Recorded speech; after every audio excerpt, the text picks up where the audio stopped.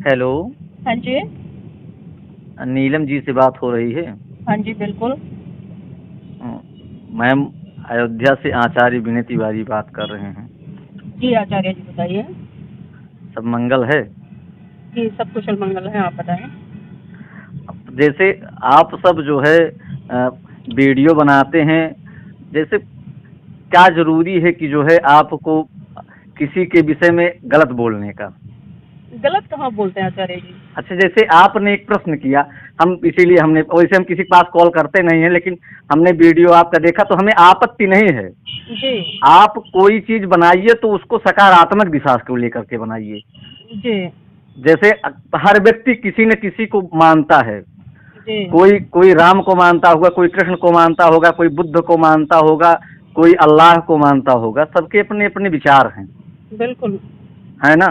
और अगर हम किसी के विषय में बोलते हैं, किसी की निंदा करते हैं, तो कहते हैं कि एक उंगली अगर आपकी तरफ हम करेंगे तो 3 उंगलियां हमारी तरफ उठेंगी। स्वाभाविक सी बात है, अगर हम बेवजह किसी की निंदा कर रहे हैं। जैसे आपने एक प्रश्न किया था वहां पर, और मैं आपका शायद मैंने शॉर्ट वीडियो में कि इंस्टाग्राम पर कहाँ पर देखा था, हमें पता नहीं है, लेकिन हमें वो उसमें ये नहीं बुरा लगा कि आपने बोला, ये नहीं बुरा लगा। बुरा हमें क्या लगा उसको सुन लीजिए। आप सबसे पहली बात तो एक स्त्री हैं, हम्म। ठीक? आपने बोला और उसका रिएक्शन इतना अभद्र आता है लोगों का ना, वो नहीं, वो देखने लायक नहीं होता है। क्या बोला था आचार्य जी, मैंने बताएंगे कृपया करके थोड़ा सा। अब आपने यही बोला था कि हमने सुना था कि राम आने वाले हैं, राम आए कि नहीं आए। तो जी। आपने तो ये बोल दिया, बोल करके आप तो निकल गई, लेकिन उस नहीं। पर रिएक्शन बहुत बहुत गलत आता है लोगों का। अभद्र, फिर उस पर रिएक्शन क्या हुआ ये बताइए मुझे। अब तमाम लोगों ने बहुत गलत गलत रिएक्शन किए हैं नहीं आपके ही। देख। अब आपकी आईडी है कि किसी और की आईडी है, सीताराम उसको तो हम नहीं जानते हैं, लेकिन ये बात, सबसे पहली बात तो आप सबको, अगर विद्वान व्यक्ति हैं तो आपको लग जाना चाहिए। सबसे पहली बात तो अध्ययन, दूसरी बात, पहली बात अध्ययन, दूसरी बात समाज का उत्थान कैसे हो, इस पर लगना चाहिए।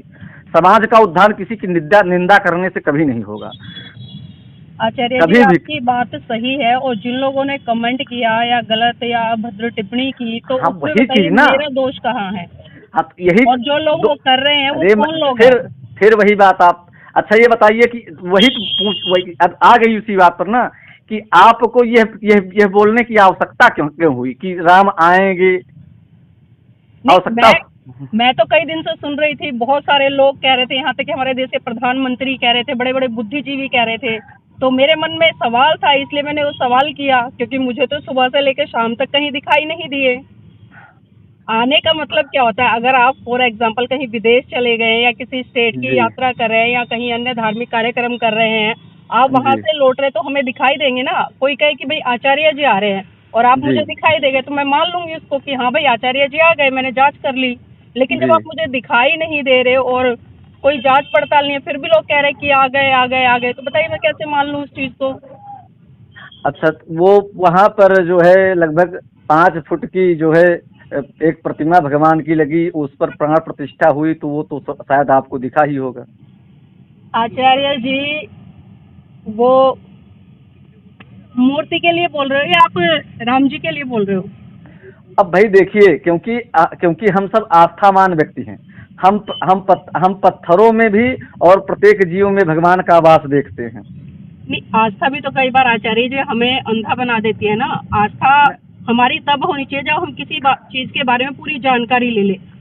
हम किसी बात के बारे में पूरी जानकारी अच्छा, रखते एक हैं, तथ्य के आधार एक पे एक बोलते हैं, मिनट, अगर एक मिनट। तब हमारी आस्था आ रही है तो सही बात है। लेकिन हम नहीं उस चीज नहीं, के बारे में जानते नहीं, कोई जांच पड़ताल नहीं की है, भारत दूसरे ने कहा और हमने भारत मान लिया। भारत भारत देश जो है ना, भारत देश जो है वास्तव में ये आभा का देश है। भारत का नाम भारत ऐसे नहीं पड़ा है।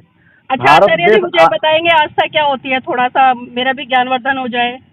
आस्था, आस्था किसी के भी प्रति, किसी के, केवल आस्था ईश्वर के प्रति ही नहीं होती है, व्यक्ति जी। के प्रति, व्यक्ति के विचारों के प्रति भी आस्था होती है। हम्म। वो हम किसी के भी प्रति अगर हम उसके विचारों को पर चलें तो वही हमारी उनकी आस्था है। नहीं, पहले हम उस व्यक्ति के बारे में जानकारी लेंगे तभी तो आस्था आएगी, या बिना जाने समझे हम उसके प्रति आस्था आ जाएगी। अब भाई अच्छा ये बताइए कि बिना जाने समझे आचार्यों ने 7 दिन से कार्यक्रम कराया, लोग 500 वर्षों से लड़े, क्यों लड़े? अब आचार्य जी फिर आप कहेंगे कि मैं ऐसे बोल रही हूँ। अब नहीं बनने नहीं, को तो वहां पर आप 7.5 आप करोड़ का जो आप दीपक बना है उसकी भी बड़ी बड़ी बातें की जा रही थी, लेकिन क्या आप हुआ, वो चंद आप सेकंड जला और वो उसमें ऐसी आग लगी कि आसपास का भी वातावरण जल गया उससे। आप यहाँ स्वतंत्र हैं, आप यहाँ पर आपको कोई कुछ कहने वाला नहीं है, क्योंकि आप जब सोशल मीडिया पर डालेंगी तो वहाँ पर आपको, यहाँ हम आपको कुछ भी नहीं करेंगे, आप हमको जो कहेंगे वो हम सुनेंगे। आप हमको कहेंगे हम सुनेंगे, हम जो भाई जो हमको समझ में आएगा वो भी हम आपको बताएंगे कि नहीं नहीं ये ऐसा है। आचार्य जी, हम तो चर्चा कर रहे हैं। देखिए आपने फोन किया, आपके कुछ सवाल थे, आपको कुछ बुरा लगा, तो मैं नहीं, मेरे भी कुछ सवाल बुरा आए। आपने जिस तरह से बुरा आस्था की बात करी तो मैंने बुरा भी जानना चाहा कि आचार्य जी आस्था क्या होती है, थोड़ा सा स्पष्ट कर दे मुझे। और आस्था आस्था की हम बात करें तो क्या बिना किसी को जाने समझे उसके प्रति हमारी आस्था हो जाएगी? एकदम नहीं होगा, किसी के प्रति नहीं होगी भाई, जिसको जी जानेंगे नहीं उसके प्रति आप भाई भाई व्यक्ति व्यक्ति जब तक किसी को जानता नहीं है तब तक उसके प्रति आस्था ही नहीं। भाई आस्था का पहला चरण क्या है? सबसे आस्था का पहला चरण होता है आकर्षण से प्रारंभ होता है, इसको हाँ जान लीजिए। उसके विचारों से, उसके कृत्यों से, उसके उसके व्यक्तित्व से व्यक्ति इसी से तो आकर्षित होता है। जी बिल्कुल, उनके गुणों अगर से आकर्षित होता है। तो अगर अगर अगर उसको हम जानेंगे नहीं तो उसके प्रति हमारी आस्था कैसे जागृत होगी? हम बिल्कुल जब सही, जानेंगे ही नहीं बिल्कुल तो। सही कहा आपने। तो तो मेरा भी वही सवाल था आचार्य जी, मैं थोड़ा जी, जानने का प्रयास कर रही थी इसलिए मैंने सवाल कर दिया। नहीं तो सवाल और यही उसमें तो जो बात वो है। भद्र टिप्पणी कर रहे हैं वो लोग कौन है, ये भी बहुत बड़ा सवाल है। क्या वो अब क्या वो लोग हिंदू नहीं है, या क्या वो लोग विज्ञान पे भरोसा रखने वाले हैं? आज वर्तमान में आचार्य जी अगर हम देखें, हर व्यक्ति चाहे वो जी अनपढ़ है कितना भी पढ़ा लिखा है, वो ये जी चाहता है मेरा बच्चा विज्ञान पढ़े और विज्ञान पढ़कर वो अच्छे से अच्छा डॉक्टर बने, साइंटिस्ट बने जी और भारत जी देश का नाम गौरवान्वित करे। जी लेकिन जब हम विज्ञान को तर्क की कसौटी पर उतारने का प्रयास करते हैं तो वहां पर लोग, बड़े बड़े बुद्धिजीवी लोग मैंने देखे हैं कि वो साइंस को दरकिनार कर देते हैं और फिर वही कर्मकांड, पूजा पाठ, अंधविश्वास में सम्मिलित हो जाते हैं। मैम देखिए, आपने बहुत सही बात कही। देखिए हमारे यहाँ जितने भी कार्य होते हैं सनातन धर्म में, वो विज्ञान की कसौटी पर उतरते हैं।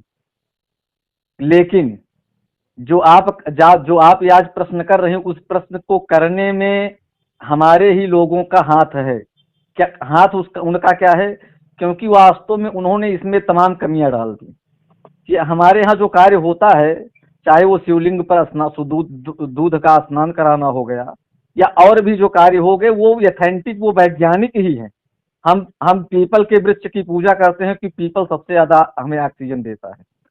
हम गंगा की पूजा करते हैं क्योंकि गंगा जैसी कोई नदी नहीं है।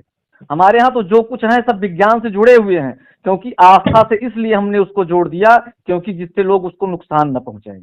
नहीं बिल्कुल सही है। अगर कोई अब भी बात सनातन या कोई भी धर्म या लेकिन कोई भी संस्कृति विज्ञान की कसौटी पर खरी उतरती है तो हमें उसको मानने में कोई गुरेज नहीं है। हाँ, लेकिन लेकिन जब अब हम देखते कि कोई भी चीज जैसे काल्पनिक तौर पे जैसे प्रस्तुत भी की जा रही है और इतने जैसे बड़े स्तर पर की जा रही है जिसका वास्तविकता से कोई जैसे लेना देना नहीं है, तो बताइए जैसे फिर वहाँ सवाल क्यों ना उठे आचार्य जैसे जी? जैसे अभी आपका जब मैं हमने फोन लगाया तो आप वाले में टोन बजी जो कि बुद्धम शरणम गच्छामि, धम्मम शरणम गच्छामि, संघम शरणम गच्छामि। जी तो स्पष्ट रूप से कि आप बौद्ध बौद्ध धर्म की अनुयायी हैं। बुद्ध नहीं को मान आचार्य जी, देखिए सबसे पहले मैं मनुष्य हूँ, मेरा नहीं धार्मिक होना बाद में, सबसे पहले मैं मनुष्य तो हूँ और सबसे पहले मैं भारतीय हूँ उससे ऊपर भी। ये नहीं मेरी दो प्राथमिकता है। अगर मैं भारत में रहती हूँ तो सबसे पहले मैं भारतीय हूँ, फिर मैं इंसान हूँ, उसके बाद मेरा रिलीजन आता है कोई भी। और नहीं जो बौद्ध धर्म की बात हुई जो आपने कही है, वो एक साइंटिफिक मार्ग है, इसलिए हम उसको फॉलो करते हैं। अगर उसमें भी काल कलोप या काल्पनिक या इस तरह की परंपराएं रूढ़िवादी घुसेड़ दी जाए तो हम उसको भी नहीं मानेंगे। हम पहले जांच करते हैं। भगवान बुद्ध ने साफ साफ कहा है कि आप किसी भी बात को इसलिए मत मानो कि मैं कह रहा हूँ या बड़े बड़े संत कह रहे हैं या वो बड़े बड़े ग्रंथों में लिखी हुई है, बल्कि उस जी बात को आप तब मानो जब आप उसको अपने तर्क की कसौटी पर खरा उतार लो और आपको वो लगे कि आपके लिए, समाज के लिए, इस देश के लिए वो सही है, तभी आप उस बात को मानो। अन्यथा आपको उसको वहीं का वहीं छोड़ दो, लेकिन पहले जांच करो उसकी। नहीं नहीं, आपकी बात एकदम 100% है। भगवान बुद्ध ने कहा कि जो मैं कह रहा हूँ वो भी सही मत मानिएगा। हाँ बिल्कुल कहा है उन्होंने, तो जांच के लिए कहा है ना, मैंने वही तो बात कही ना आचार्य जी। उन्हों उन, उन्होंने उसको सबसे पहले सवाल खड़ा उसको किया है। उसको भी सत्य के कसौटी पर कसिएगा। बिल्कुल बिल्कुल कौन से ग्रंथ में, वही जानना चाहते हैं। बिल्कुल सही कहा है आपने, क्योंकि देखिए भगवान बुद्ध ने प्रश्न कि से नहीं उनका नहीं, धर्म ये शुरू होता है। ये बात किस ग्रंथ में कही गई है? कौन सी वाली? यही कि मेरी बात को जो है आप सत्य के कसौटी पर कसकर ही तब आप सही मानिएगा। Doctor V R. अम्बेडकर जी ने बुद्ध और उनका धम्म लिखा है, उसमें ये बात कही गई है। मैम मैम बौद्ध धर्म अम्बेडकर से प्रारंभ नहीं होता है, नहीं, अति प्राचीन है। मुझे पता है मन आचार्य जी, उनसे प्रारंभ नहीं होता है, लेकिन उनका जो तमाम साहित्य है, तमाम बुद्धिजीवी लोग रहे हैं, राहुल सांकरतान जैसे लोग रहे हैं। मैम बौद्ध धर्म कब जी। का है पता है आपको? क्या? बौद्ध धर्म कब का है ये जानकारी है आपको? आप बिल्कुल आज से 2700 वर्ष पूर्व का है। नहीं मैम, तब आप गलत जान रही हैं। हाँ, तो आप बता दीजिए, जानकारी मेरी पूरा कर दीजिए। बौद्ध धर्म बता रहे हैं, भगवान बुद्ध ने त्रिपिटक के एक है सरस्वत पिटक, सरस्वत निकाय, जी। उसमें भगवान बुद्ध से किसी व्यक्ति ने पूछा, भगवान बुद्ध से स्वयं किसी व्यक्ति ने पूछा कि प्रभु ये बताइए कि आप जो है इसके पहले आपका क्या जन्म हुआ था? तो त्रिपिटक जो कि सबसे ऑथेंटिक बुक है जो है इसकी बौद्ध धर्म की, उसमें उन्होंने कहा कि हाँ सब मेरा सब इसके पहले मैं 1,00,000 कल्प वर्ष पूर्व में एक ब्राह्मण था। और मैं आपको पेज संख्या भी बता सकता हूँ क्योंकि हमारी पीएचडी बौद्ध धर्म पर ही हो रही है। नहीं, बहुत अच्छी बात है, आप पीएचडी कर रहे हैं, लेकिन आचार्य जी अभी क्या हो रहा है वर्तमान युग में, बहुत सारा जो ग्रंथ है ना उसमें छेड़छाड़ की जा रही है।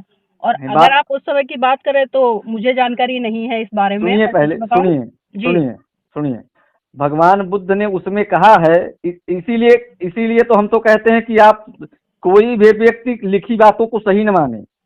हाँ बिल्कुल, जांच करें पहले उसकी, कोई भी कह रहा है। जांच नहीं, जो एविडेंस आपको पुरातात्विक मिले, जो हमको आर्कियोलॉजिकल एविडेंस मिले, उसी को हम सही माने। बिल्कुल माने आचार्य जी, बिल्कुल सही कह रहे हैं, लेकिन आज अगर हम भारत देश का सिनेरियो उठाकर देखें तो तथ्य के आधार पर या जो ऐतिहासिक पृष्ठभूमि से जो हमें सबूत मिल रहे हैं उसके आधार पर बात हो रही है। अभी फॉर एग्जांपल आपने अयोध्या से जहाँ से शुरू करी, क्योंकि वो सवाल मेरा हटाइए अयोध्या तो यहाँ पर जितने भी प्रूफ मिले हैं वो साकेत बौद्ध नगरी के मिले हैं, लेकिन उसके बावजूद भी देखिए आपने सुप्रीम कोर्ट ने आस्था के आधार पर निर्णय दे दिया कि भाई हिंदू की आस्था का सवाल है इसलिए निर्णय देते हैं, लेकिन जांच वाली बात थी तो जांच वहाँ पर इतने बड़े स्तर पर नहीं हुई, और जो तथ्य मिले वो आपको पता है कि वो बौद्ध धर्म के थे सारे के सारे। बता रहे हैं, बौद्ध धर्म को भी हम बता रहे हैं। अब सुन लीजिए हमारी कि आप जो बताना चाह रहे हैं, जैसे अगर क्यों साहित्यिक स्रोतों को हटा दिया जाए ना, तो राम भी काल्पनिक हैं, कृष्ण भी काल्पनिक हैं और बुद्ध भी काल्पनिक हैं। नहीं, बुद्ध को हम काल्पनिक नहीं कह सकते आचार्य जी, क्योंकि उनका पूरा का पूरा इतिहास मिलता है और सारी चीजें मिलती है। और जो आप अशोक के पहले अगर आपने अध्ययन किया, आपको जानकारी होगा कि उत्तर प्रदेश से आने वाले ललई सिंह यादव जी, जिन्होंने की सच्ची रामायण का इतिहास है, उससे किस तरह से हाई कोर्ट में वो 3-3 बार केस भी जीत के आए, और उन्होंने बताया कि जो रामायण है ये काल्पनिक ग्रंथ है और जितने भी पात्र इसमें दर्शाए गए हैं वो तमाम के तमाम काल्पनिक हैं। हम तो ये कह रहे हैं ना कि अगर देखा जाए साहित्यिक स्रोतों को जी, तो राम भी काल्पनिक, कृष्ण भी काल्पनिक और बुद्ध भी काल्पनिक। उससे हम बता रहे हैं, सुन लीजिए, अगर आप सुन लीजिए कैसे काल्पनिक हो गए आचार्य तो वही अच्छा आचार्य जी, मैं अभी ना क्षमा चाहूंगी क्योंकि एक्चुअली अभी ना मैं एक फंक्शन में आई हूँ। एक मिनट सुन लीजिए, बस 1 मिनट के बाद। जी बताइए। जब बुद्ध बता रहे हैं कैसे काल्पनिक हैं, क्योंकि आपने कहा कि ग्रंथों में जो है मिश्रण किया गया है, ग्रंथ जितने भी ग्रंथ हैं सब में मिश्रण किया गया है जी। यही तो कह रही है ना जी, सबकी बात नहीं कर रही मैं जी, क्योंकि हाँ लेकिन जो आर्कियोलॉजिकल जो हमको पुरातात्विक साक्ष्य मिल रहे हैं वो अशोक के पहले के बुद्ध के एक भी साक्ष्य नहीं मिल रहे हैं। उससे पहले के नहीं मिल रहे हैं न, कोई भी साक्ष्य नहीं, कोई एक भी अशोक के पूर्व का एक भी साक्ष्य ना तो हमें लिखित बुद्ध का मिल रहा है और ना तो कोई उनका जो है, ना तो उनकी कोई मूर्ति मिली है, कुछ भी नहीं मिला है। आचार्य जी ये विषय बहुत लंबा है और बहुत ही गंभीर विषय है, क्योंकि इस तरह के विषय से हम हवाई बातें करके छोड़ दे वो भी हमारे लिए उचित नहीं रहेगा। एक मिनट इस विषय पर हम आचार्य जी कल बात करते हैं। मैं क्षमा चाहूंगी अभी आचार्य जी, प्लीज। चलिए ठीक कोई बात नहीं। ओके, सीताराम।